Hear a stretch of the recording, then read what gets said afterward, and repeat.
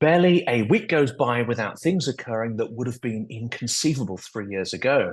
Russian territory being hit by American-made munitions, history's most substantial sanctions in place against Russia, a near coup against the Kremlin a year ago, and Putin going cap in hand to Kim-Jong-Un to prop up his ailing military. What more can happen before these tensions and conflicts coalesce into something resembling World War III, especially given the expectations that Korean troops will soon be fighting on the territory of Europe at the invitation of Vladimir Putin? Richard Shirreff is co-founder and managing partner at Strategia Worldwide. After graduating from Oxford, he served in the British Army for 37 years, commanding soldiers in operations or in combat at every level, from platoon to division, and rising to the highest rank before retiring from the army as NATO Deputy Supreme Commander Europe. He's also written a fascinating novel in 2016, very prescient, titled War with Russia. He is also an honorary fellow of Exeter College, Oxford. Welcome to Silicon Curtain. Please like, subscribe, and definitely add a comment to the video. It massively helps people to discover the incredible guests that we feature on the channel. Please also do check out the validated Ukrainian charities that appear in the description of the video. It helps both civic society organizations and veterans who are suffering with PTSD and trying to integrate back into Ukrainian society. Please also do consider buying me a coffee or becoming a patron. This channel is going to become the main thing that I do, and it is very much reliant on the support and encouragement of the fantastic audience. Richard, I'm delighted to welcome you back to the channel. It is the fourth outing, and every time we talk, I won't say it gets gloomier, but things reach a new level, I would say, of intensity. Jonathan, thank you very much for having me, and it's, as always, very good to be with you. And I'm loath to add the word escalation here because that's usually misapplied to whenever Ukraine fights back. But Russia clearly is on an escalation trip. It seems to be the only tool in Vladimir Putin's toolbox, endless escalation. What can we expect from this? And, you know, with this news of North Korean troops potentially being deployed in Ukraine, is this another significant step up of, let's say, toxicity and brutality from the Kremlin? Well, it would be difficult to see any way in which the toxicity and brutality from the Kremlin could be ramped up even further, but I guess it can. I mean, where are we now? I think Russia has got the strategic initiative.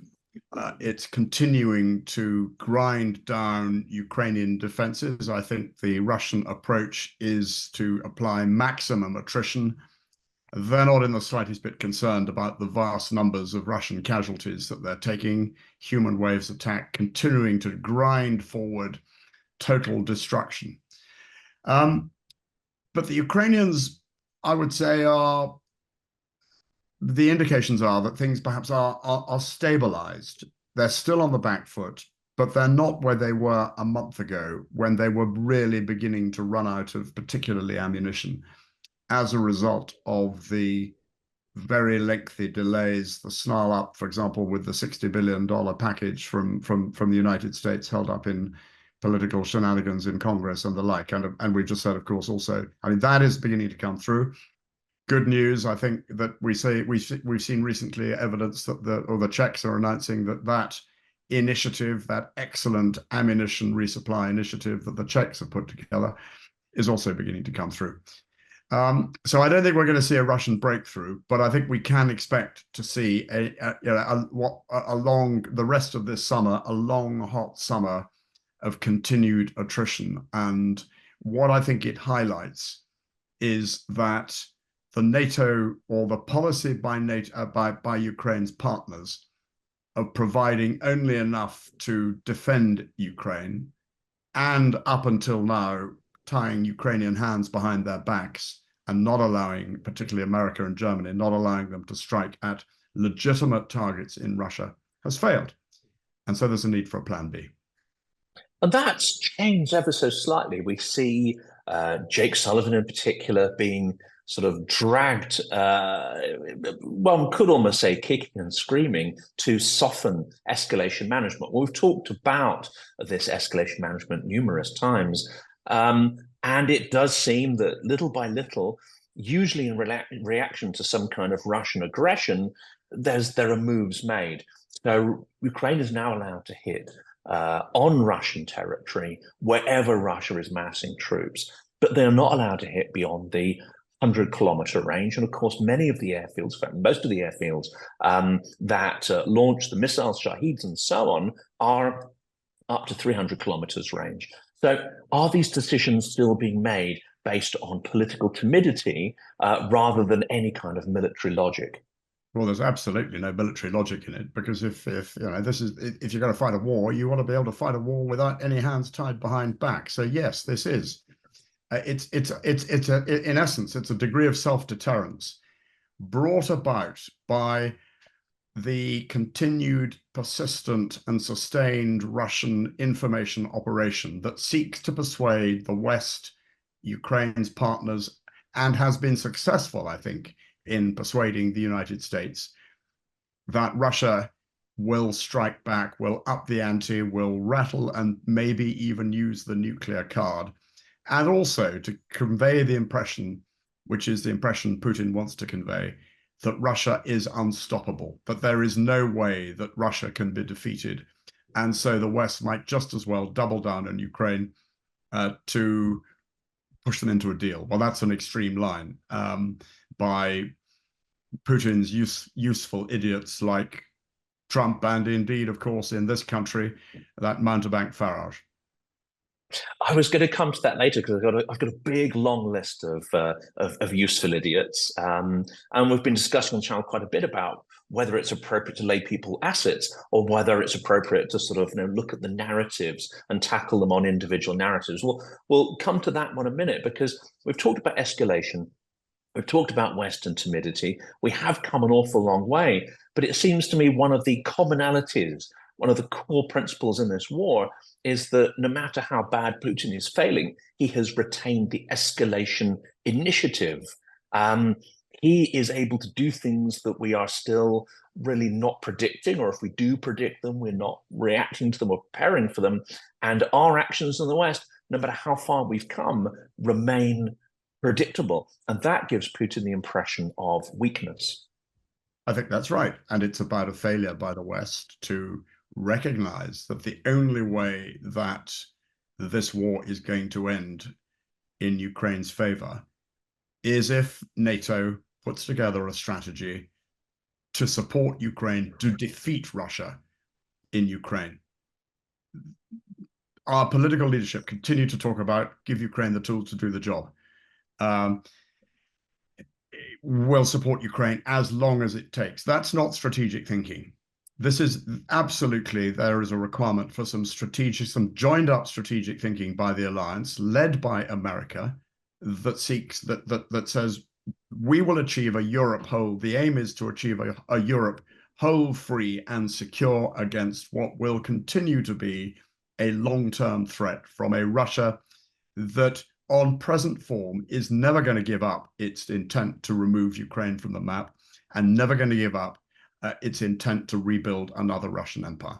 The only way that's going to be shaken is through defeat in Ukraine. And so that is the absolute priority. Now, with the NATO summit coming up in a couple of weeks, that is the sort of language that we should be hearing from Washington. Are we likely to hear that, though? There's some interesting moves, of course, in Europe with coalesce and other appointments, extremely, what have been described as hawkish, but actually others will say they're just realistic. They understand Russia better. So Europe seems to be moving towards appointing people with genuine understanding and even leadership in this sphere. Is NATO doing the same, or do you not hold high expectations for the summit? I think we've got to be realistic. I mean, I remain a real fan of NATO, but I recognize NATO for what it is, which is that because it is a consensus organization, it can only move at the speed of the slowest ship in the convoy. And that takes time. But the strength of NATO is that it is a consensus organization. And once that consensus has been forged by 32 democratic nations, all of whom, even the strongest America, recognize, well, at the moment they do, that they are politically and militarily stronger by being made members of the NATO alliance. That is pretty rock solid, and it's really difficult to break. But of course, that takes time, and Ukraine hasn't got time. And the one thing Ukraine really needs right now is time. Time to build up, train the young men that it is now beginning to mobilize in greater numbers, time to really address the manpower shortages, time to put together an economy that is completely devoted to total war, and time also to build up. It's not just about training individuals, it's about training the formations at the level needed for offensive operations, brigades, divisions, corps, integrating those complex combined arms capabilities, more conventional combined arms capabilities, the tanks, the armored infantry, the armored engineers, the guns, the air defense, etc., but also bringing them into line and integrating what you might call the new combined arms capabilities, drones, cyber, autonomous vehicles, all the technical wizardry that is being developed in increasing numbers by Ukraine. And then at the same time as you're doing all this, Ukraine's got to defend itself. It's got to defend its cities against persistent and continued Russian air attacks, air raids. It's got to defend its borders and slow down this going back to what we were talking about earlier, this relentless attritional Russian pressing forward on different axes. And so there's a hell of an ask for Ukraine, and that is all going to take a lot of time. And we've seen the war being elongated by various things. You mentioned the ammunition famine, you mentioned the slow walking. The very first conversation we had talked about incrementalism being a very poor strategy, and it's proved exactly to be that. What are the similarities at this point between Ukraine fighting not just Russia, but an axis of authoritarian, informal axis of authoritarian states? What is the similarity between where they are at and say where Britain was in 1940, before Germany attacked Russia, before Japan and the US entered the war, where we faced the very real prospect of defeat or at least fighting alone? Well, there are clearly parallels here. And I think I'd also say, Ukraine is, the difference, of course, is Ukraine is not alone. Ukraine has allies. Ukraine has support. But I'd love to see more, as I've just said earlier, there needs to be more support and there needs to be more strategic thinking by NATO to put together that strategy to achieve Russian defeat in Ukraine. And of course, that strategy will require a fundamental mindset shift across the alliance, because individual nations will need not only to provide the means to Ukraine, which means ramping up defense equipment, ammunition, production on a massive basis, but also building up their own armed forces in order to provide a real deterrent capability against a long-term threat by Russia. And that is going to need more than 2% of GDP on defense. This is going to need serious amounts of defense spending, and this is going to therefore require real sacrifices to be made. It's going to require defense industries to be mobilized, societies to be mobilized to provide the manpower and people necessary. It's going to require a fundamental relook at home defense, and we, particularly in Western Europe, should be learning lessons, for example, from a country like Finland and their concept of total defense. And we haven't begun to think about that. And here we are in the UK with the general election, just a week away. And there's been absolutely no talk or recognition like this. And I guess that's because nobody wants to scare the horses. But actually, what is needed is the sort of Churchillian leadership that says, we're in a really difficult position and we're not going to gild any lilies, and we can only offer you the traditional blood, toil, tears, and sweat in order to secure not only secure our liberties, but also to support Ukraine achieve victory. Because we all need to recognize across the alliance that this isn't just a war against Ukraine, it's a war against the West. The Kremlin believe it's been at war since 2014 with NATO since 2014, and that's not me talking. That was Dmitry Trenin, who headed up the Carnegie Moscow Foundation, writing in 2016. That's what they think, and we need to get that thinking into our own DNA. It's extraordinary, isn't it? Because I'm moderating an election debate this evening, where, of course, the core topic is geopolitics, Russia, Ukraine, etc. With Edward Lucas, Paul Mason, who have done numerous events on this. But one would have thought that this topic would be the opportunity for a prospective prime minister to really show leadership, would grasp it. And Boris Johnson, for all his flaws, really understood the potential to project seriousness and leadership by jumping on the Ukraine topic. One can debate the level of genuineness there. I think he probably was, but he saw the opportunity there, both political, but also some of the risk. It's extraordinary that geopolitics has barely featured in the British election, and indeed in the election debate in the US last night, barely a mention of Ukraine and the geopolitical challenges. Yes, I mean, I think historically, foreign policy has rarely played a part in any general election in the UK in the last 100-odd years. I mean, what a far cry from the days when Gladstone was talking for 3 hours to crowds of hundreds of thousands about the Balkan massacres in the run-up to elections. So clearly, there's been a fundamental mindset shift. I think, without getting too political here, the Tories, frankly, have I mean, their record demonstrates that there needs to be a fundamental shift, and it strikes me that Labour could have an open goal on defence if they had chosen to use it, because all the promises of 2.5%, an increase of 2.5 defence spending by 2030 by the Tories, frankly, are just derisory. But at the same time, of course, the Labour Party are treading super carefully because they don't want to, they don't want to scare the horses. Yeah, that's quite understandable. Well, we'll be putting that debate video live so people can see what hopefully an adult conversation around these things look like. When you produced your book, War with Moscow, it would have seemed some outrageous, fantastical, inconceivable. But this is only eight years ago, if my maths is correct. And now it is not only inconceivable, it is actually happening to an extent. US weapons, Western weapons, British weapons are being used against Russian forces on Russian territory, something we really wouldn't have dreamt of a few years ago. We're about to see North Korean troops. Is it fanciful? Is it outrageous to start talking about us potentially being in the early stages of World War III? And is it preventable? I think is the key question. Well, I think we've got to be aware of self-fulfilling prophecies here. Couple of, I think, just sort of pick a few points apart there. Firstly, a point of detail: it was the book is called War with Russia rather than War with Moscow. Mm-hmm.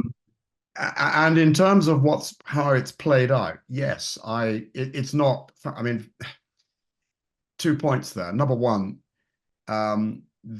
I forecast that Russia would attack Ukraine. I also forecast that it would go on and attack the Baltic states. And I'm not going to spoil it for anybody who's not yet read it, because it works out okay, is all I'd say. But it had to, because it's a novel. The other point is that I had no thought or conception that the sort of genocidal behavior by Russia, the massacres, the destruction of cities, Mariupol being one of the prime examples of that, the massacres of Bucha and Irpin and others, the repression, the rape, the deportation of children, the behavior of Russia, the atavistic behavior of Russia. I had no conception that this could ever happen again in the 21st century. And one's been proved completely wrong, sadly. But to your question about are we in the early stages of World War III? Yes, this is a war against the West by Russia, but we're not in World War III because NATO is not fighting. Yes, NATO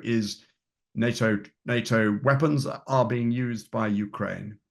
But until and unless Russia attacks a NATO nation, or NATO decides to go on the offensive with boots on the ground in Ukraine, that is, we're short of that. We're short of World War III.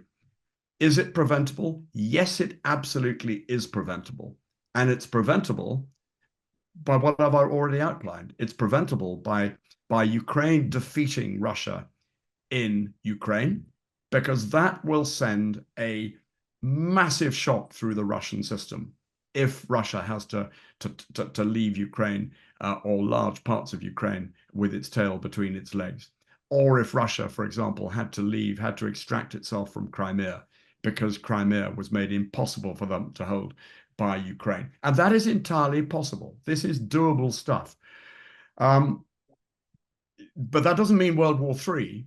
And the way it doesn't mean World War III is the second part of the equation, which is for the West and NATO to demonstrably build up its deterrent capability.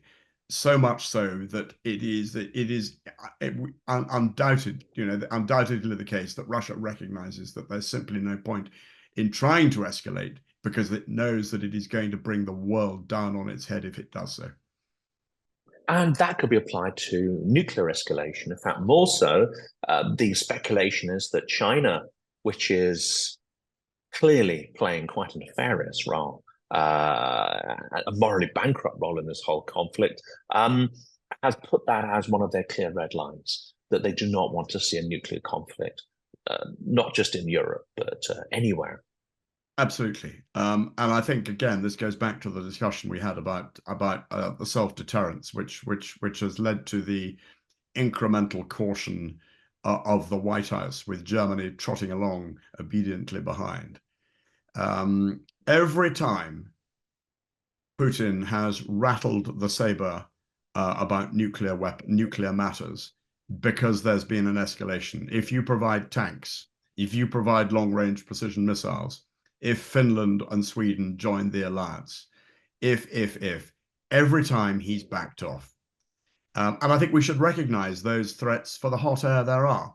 But that's not to say that we should not recognize the very real risk of a nuclear escalation, which would be catastrophic. Of course it would be. But I would hope that it has been made abundantly clear through communication between, say, the Pentagon and the Kremlin, or Washington and the Kremlin, the Oval Office and the Kremlin, that any hint of nuclear escalation will bring down the conventional destruction on us of Russian forces in Ukraine on a scale the Russians simply couldn't conceive of. I say that conventional. This doesn't mean nuclear escalation. So it's about communication. It means about communicating that capability and being credible. And at the same time, it means tracking carefully, keeping eyes on nuclear storage facilities to ensure that there's any hint of an attempt to marry up a delivery vehicle with a warhead, and the threat will be there. And because Putin doesn't want war with NATO, full-scale war with NATO. He thinks he's at war with NATO now, but if he decided to go nuclear, it would mean war with NATO. And I'm pretty certain that with the sort of capability that NATO, even now, conventional capability that NATO could not marshal even now, that the Russians would come off with a very, very bloody nose. And Putin, interestingly, with the firing of Shoigu and moving Patrushev to one side, there has been some speculation, especially in Russian opposition sources, that these were the two main sources in the vertical structure of creating an illusory vision of Putin, of his war being more successful than it really is. With them moved aside, the speculation is that Belousov has been moved in not just to try and reform the system, in fact, probably not to reform the system at all, because we know that is really not going to happen in this kind of time frame, but to give Putin a more realistic view on how much resource he has in the economy, how much he can requisition, steal, take, but also the situation on the front. Given that, we have seen Putin pushing quite hard for peace. We've also seen his useful voices, useful idiots in the West, which you mentioned earlier, many of whom trot along and align themselves with the idea of peace at any price, sacrificing anything for peace, saying things like, this isn't our war, Russia isn't our enemy. It's an interesting kind of correlation between these two things. Do you see a pattern here? Well, I think what we're seeing with the shifts with Shoigu and Bolusov coming in, I think that says to me that this is gearing up for the economy for total war as much as Putin can. And the Russians have done that. They have ramped up, and they've ramped up significantly. And I think this shows that bringing a technocrat in like Bolusov, they're gonna ramp up even more.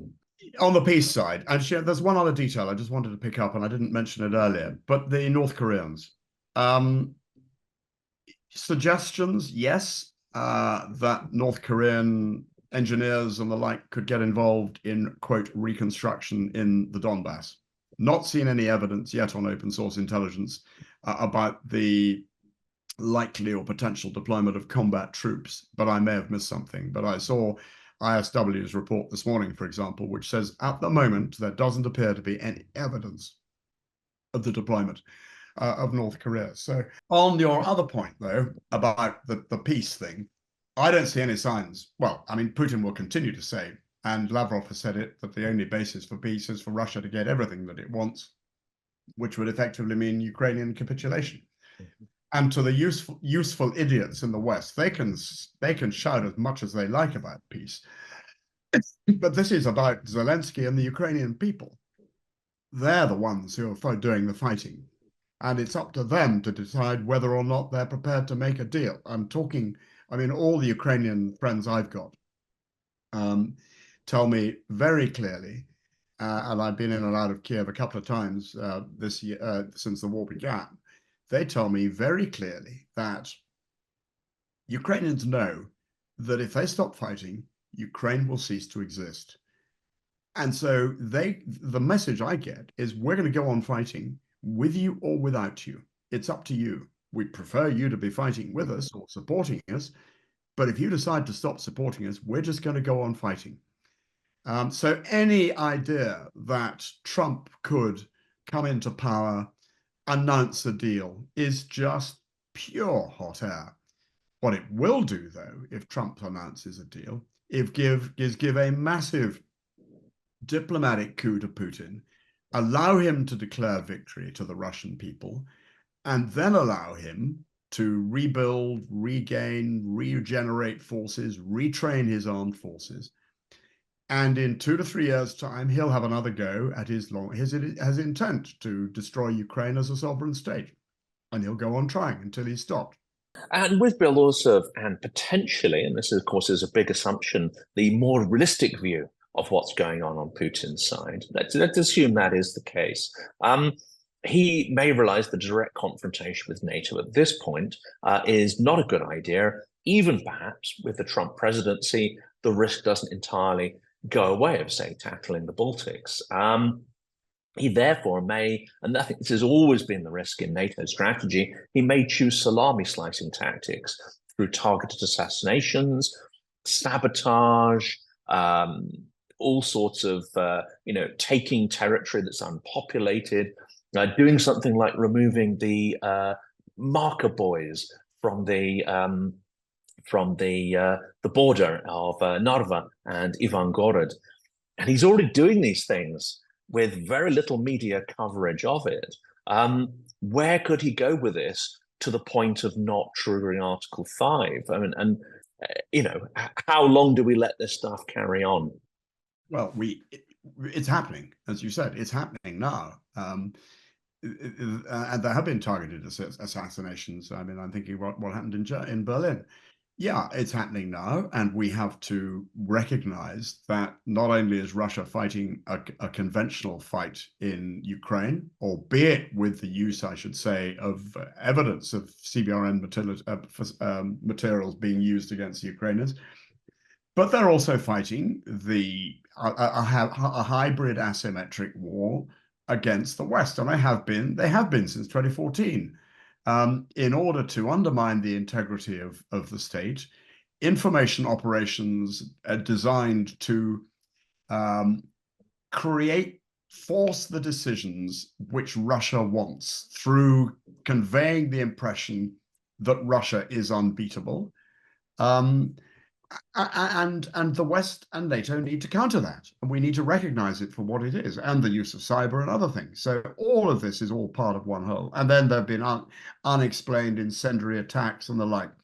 All of this is part of one whole, and we need to be absolutely on the front foot and fighting back to demonstrate and hitting back where it's used, where the West has been targeted by cyber, for example, being prepared to use offensive cyber on a precise basis, just to get the message across that you can't have it all your own way.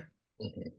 And this strategy of slow walking, because I think partly there are administrative issues, political issues, but there's definitely a strategy, or has been, to slow walk munitions, to not provoke Russia in those terms.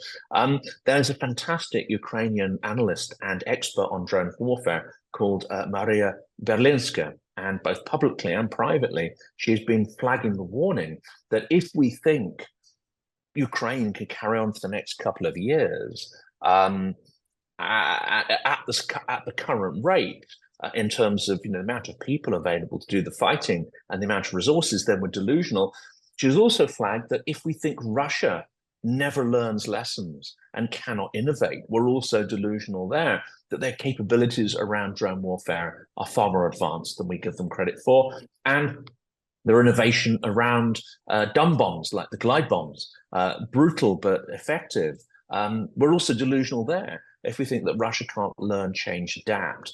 And her advice is we need to end this sooner rather than later with a Ukrainian victory. Well, what can I say? She's right. She's right on every count. She's right on the count. She's right, absolutely. I mean, for all the Russians had a very incompetent kicking off to this particular war, they have absolutely learned, and they've been able to learn because the West, by failing to ramp up and give Ukraine the means to achieve victory from the very start, has allowed the Russians the time to innovate, to learn.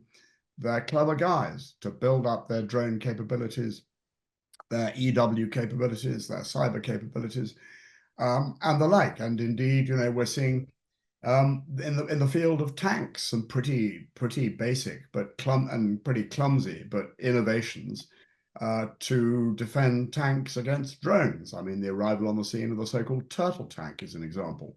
And this is classic warfare. This is about innovation. This is about measure and countermeasure. But the Ukrainians are doing the same. And of course we need to do it quickly. And of course we need to ramp up quickly because, I mean, how often can one say it? The sooner this thing is over, the sooner the killing stops, the sooner Ukrainian young men aren't being sacrificed having to sacrifice their lives for their country. And everybody's got to want that. The slower you are, the more you increment, the more you grind out and put restrictions on the Ukrainians, the longer this thing goes on. It's a very, very simple equation. And our leadership need to get this firmly hoisted in. And the other point, of course, is it's not just about the cost of blood and treasure to Ukraine, which is so appalling right now. But if we don't get this right, coming back to those earlier points about the potential for a war between NATO and Russia, then it's going to be the blood and treasure of NATO nations as well. And so, of course, the quicker this thing is over and done with, the better. And that means a bold strategy that says we are going to support you defeat Russia as quickly as possible.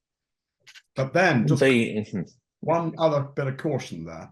Even that, this is not going to be over by Christmas. We're in about 1941 or 42 here, going back to your earlier parallels about World War II. This could easily run on another couple of years, if not longer. But if it doesn't, it's going to run on another 10 years because the Ukrainians aren't going to give up fighting. And that was going to be my next question, of course, because another delusion that seems to exist, not just in the media and the public, but also in many geopolitical strategic thinking, is that this is a conflict, a regional conflict confined to Russia, Ukraine. But we are seeing the US ceding influence and indeed physical presence in sub-Saharan Africa and the Sahel region to China, even Iran, but especially Russia and Wagner. Russia are propping up autocrats. They haven't yet been implicated in actual insurrections, but they certainly are building up sort of autocratic presence and helping autocrats in Russia. It may be a matter of time before we start to see the sort of sovereign border changes as part of these disputes. Russia and Wagner are starting to rape African countries of their resources in order to fund their paramilitary activities. And the West is ceding ground. This starts to feel, from the Russian side at least, as something not just reminiscent of the Cold War, but a lot hotter than the Cold War and global in scale and ambition. I think that's right. It is global in scale and ambition. I mean, you very rightly highlight the Sahel and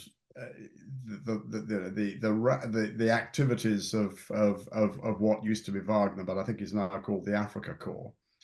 Ironically, isn't it? Ironically, exactly.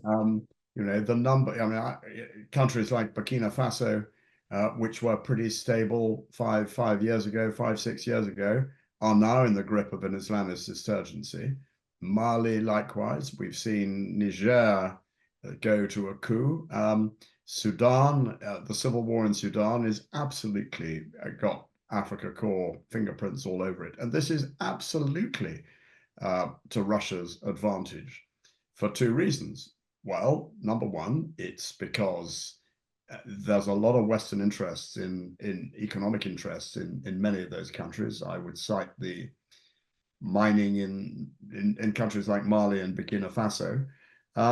But also, there's a lot of work going into developing renewable energy, production of gas in countries like Mauritania, Morocco, and that provides a real opportunity for an alternative for European markets, which have been able to use Russian gas. So if the Russians get their hands on all of that, then Europe is really, really struggling. And of course, the other aspect is that war instability in the Sahel generates huge numbers of refugees, many of whom end up trying to cross over the Mediterranean as asylum seekers, and therefore it's sort of attacking what you might call the soft underbelly of Europe by, again, it's part of asymmetric warfare. You know, this is absolutely out of the Russian playbook. And the so what, therefore, is the West absolutely needs to take account of, particularly the Sahel, a strategic region for NATO, and work with stable partners like, for example, Morocco. I wouldn't advocate the West trying to do it itself, because we've seen where that got to in Iraq, in Afghanistan, but absolutely work with stable, respected partners like Morocco to spread the message of stability across the Sahel, because where there is instability, there is insecurity. Where there is stability, there is the potential for prosperity. And it's wider than that. It's actually recognizing that where there is real fragility in certain states, those states would benefit from a sort of comprehensive capacity building effort, perhaps through partners like Morocco, to build up and professionalize armed forces, to bring a degree of order and administrative efficiency and lack of corruption to ministries, to education, to health, to a whole range of areas in order to create stability. And then from that stability, you get prosperity, because then it's, then you can begin to build economic. Where there is the converse, then you get fragility, instability, war, fueled, of course, by Islamic insurgency, fueled by Russians engaging in nefarious activities. And that is all going to be a real vulnerability of the West. And then geopolitical, of course, this is much, much wider than just Africa, North Africa, because beyond and no illusions, President Xi will be watching what's going on in Ukraine. And if there is any hint of the sort of the deal brokered by Putin's useful idiots coming to fruition, and Putin's being seen to succeed, that just gives Xi a green light for his ambitions in the Asia Pacific region, including Taiwan. It's a win-win, isn't it? If Russia wins, then he has leverage there. If Russia loses, then Manchuria. I'm sure China has a long memory. Doesn't forget lost territories, and there's a big chunk of Chinese territory that it could potentially reclaim. What you described there is an extraordinary. I almost think of it as a sort of modern slave trade, a triangle where Russia was seeking to control energy, seeking to control the world's food supply through the control of the Black Sea. Of course, they've messed that up and can no longer exert their authority. And they then are able to create sort of instability, chaos that favors authoritarian regimes, that destroys civil society, creates immigration waves, and then they invest in useful idiots and extreme politics in Europe. It's quite a neat triangle, as you were mentioning there. It seems that through their incompetence, it's not quite coming off, but the intent to create such a destabilizing system almost certainly hasn't gone away. Oh, no question. Of course, Russia being it's a European power, it's a Central Asian power, and it's an East Asia power. It has always had to think strategically in a way which many Western countries, absent the United States, don't need to think strategically because they're focused on a specific geographic region. It might all not so that the intent, the thinking is there, and it's pretty well embedded in the Russian DNA, and they think like an empire because Russia has only ever been an empire. So that's the sort of approach they take, and I think we need to, again, it's all so what for us, of course, the West is about building partnerships more broadly, and I think you're seeing that with for example, the establishment of the AUKUS Treaty.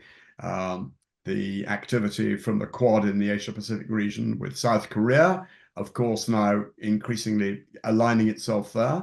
And of course, just picking up some of those other points, the consequence of Putin's visit to North Korea has been serious pushback by South Korea, with South Korea saying they would, having ruled out the direct provision of weapons and equipment to Ukraine, South Korea is now considering it because they feel threatened. Because if it's the question of what is North Korea getting from Russia as a result of that visit, and as a result of the huge numbers of quantities of ammunition and other support North Korea has given to Russia, there will be a payback, a payoff, and it probably not only in terms of food supplies, but also in terms of military capability and military technology, which of course threatens South Korea. And we talk here about that sort of grand strategy of Russia's potentially. Of course, it's speculative, but there's some evidence. For years, Putin has thought of democracies and the various sort of NGOs, organizations, civil society that go along with it, including much that has contributed to Ukraine and its development.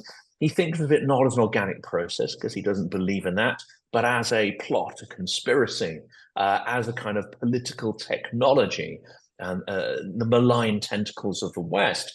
He seems to have been working on an authoritarian playbook and toolkit. We see evidence of that in the troll factories and the techniques that developed, but also in legislation such as the foreign agents laws, which are actually being exported to many authoritarian states and semi-hybrid authoritarian states. We've talked about countering Russia's sort of military and geopolitical ambitions. Is it also time to start thinking about being a bit more forceful in creating a democratic playbook and being a little bit more, let's say, willful in trying to export what we would consider to be the right kind of values that create wealth, freedom, and some of the things you mentioned earlier? Ultimately, it was the ideas of the West, the democracy that enjoyed in the West, and the values of liberal democracy, individual freedom, and the rule of law, which ultimately undermined the Soviet Union, as well as, of course, the fact that the effective deterrence forced the Soviet Union into expending money it didn't have on weaponry and the like. But democracy has and democracy and thought has always trumped, to forgive that awful pun.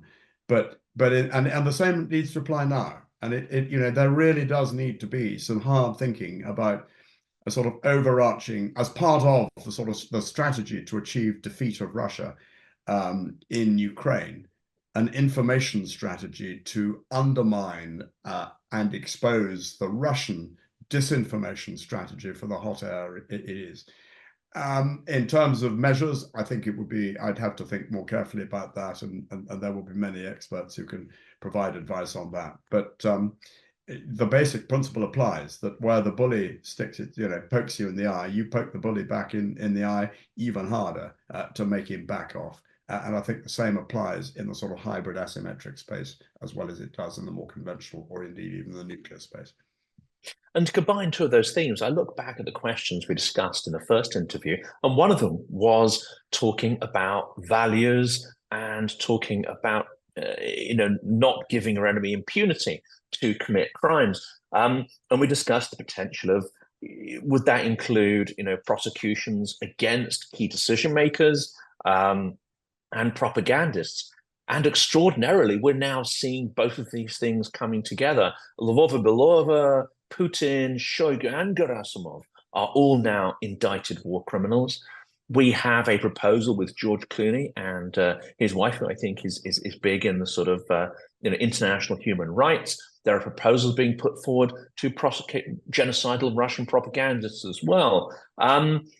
These would seem to be very important ways for us to project our values and to shore up the idea of human rights and international law. Absolutely right. And the Ukrainians are well on top of this. I mean, even in Kiev over a year ago, last March, I think it was, the prosecutor general said at that stage they were investigating 80,000 war crimes. Well, over a year on, you can probably double that, if not more. But of course, this takes time. I mean, it's great to see that not only Putin, but as you mentioned, my old sparring partner Gerasimov, who I got to know a bit when I was in service, is now an indicted war criminal. And let us, but it's going to take time. Look at how long it took with the former Yugoslavia to bring some of the war criminals to book there. And they were much more available than Putin and Shoigu and Gerasimov will be in the future. But it nevertheless, sends a really powerful signal. But it's also going to be a signal's got to be sent also to picking up some of the earlier discussions about the global South. There is Putin visiting Vietnam, for example. Now, I'm not sure. I don't know if Vietnam is a signatory of the ICC, but where he goes, he needs to be made needs to be made increasingly difficult for him. But ultimately, of course, absolutely right. The ICC has got to indict individuals and then begin that long, slow process of putting together the evidence so that come the day, once Russia has been defeated, then prosecutions can take place, even if necessary, in absentia. So I've got just two more questions. One is a very specific one, and one is a little more abstract. The first one, given that we've got a UK election coming up, given that we've got this election debate this evening, what does the party that is going to be sort of occupying number 10 Downing Street, what do they need to do if they were minded to rebuild the British Armed Forces, in particular the Army and indeed the Royal Navy, both of which have been run down to an extent almost unimaginable, perhaps sort of 30 years ago? Well, they've got to establish the scale of the problem first. Time is short here. And if I was an incoming Defence Secretary, I would take the key decision makers and build. This is building on my experience of working in the engine room of the George Robertson Defence Review in 97, 98. I would take them, I would lock them up in something like the Staff College in Shrivenham and say, you've got 4 weeks now and you need to bring all the agencies together as well. into a concentrated effort and just blitz it and identify what the shortcomings are, what would need to be done to put them right, and come up with recommendations, effectively a root and branch defense review under pressure, under duress, and nobody goes home until it's done. So that's what I would be doing. But then, of course, some really tough choices have to be made, because none of this is going to be addressable without spending money. I mean, the other point I'd make is the money that is available has got to be spent better.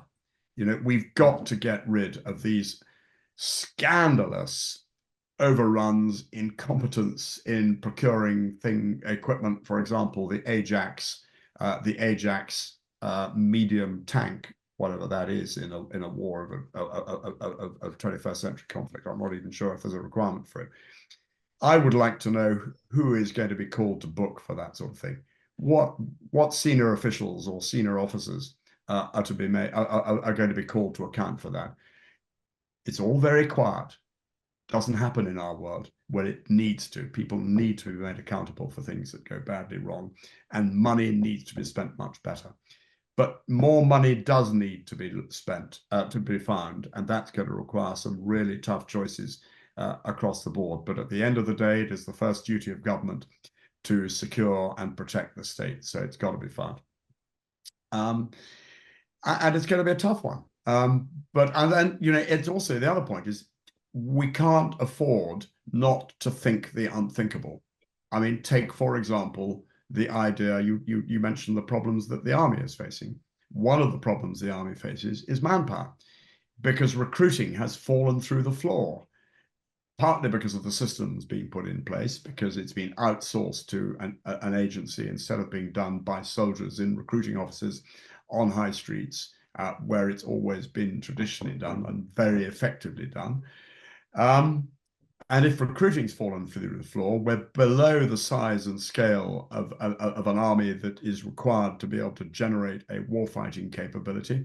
So we've got to look at other ways. And if selective national service or conscription is needed, it needs to be looked at. Look at the Finns, for example. Finland can generate an army of 280,000 very quickly from its reserves.